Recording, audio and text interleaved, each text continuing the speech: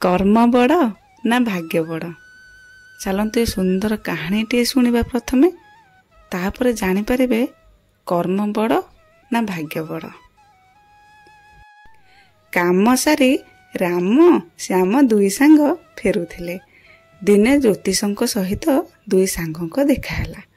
ज्योतिष को बहुत किछि जणा थिला।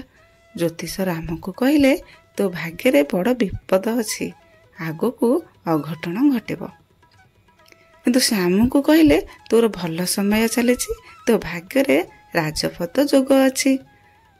राम मन दुख हो गला ज्योतिष कथा शुणी। श्याम किंतु पूरा खुशी। राम आगो को विपद अछि बोली सतर्क हो निजको भगवान को सेवारे लगाइला। भल कर्म कला, समस्त दुखरे दुखी हैला। गीता भागवत पढ़ी उत्तम ज्ञान प्राप्त कला। किंतु श्याम राजपद पाइबा खुशी रे तार गर्व हो गला। काहाकू आउ मानिला नहीं।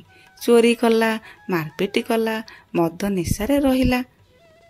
दिने गाँ गाँ रे डेंगुरा पिटा हैला। आम राज्यर राजांकर पुत्र अकाल मृत्यु हो जाइछि। उत्तराधिकारी केही नाहंती। राजा एबे असुस्थ हेलणी। राज्यभार दायित्व काहाकू देबे?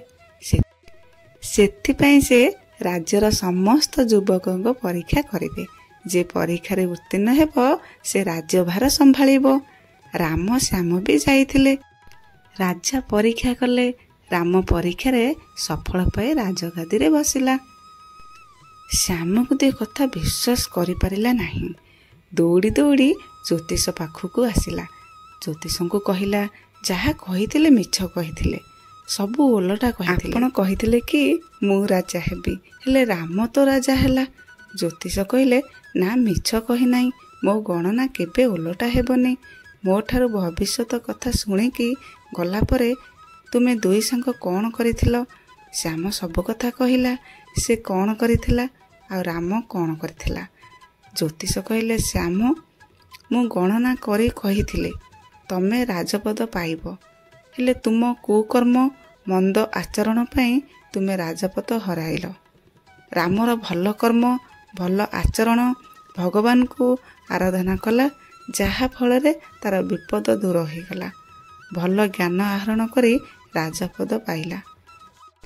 भाग्य को नहीं कर्म निर्धारित हुए नहीं, कर्म को नहीं भाग्य निर्धारित हुए। भाग्य ठारू उच्चरे कर्म रही, जहाँकि आम हाथ रे अछि।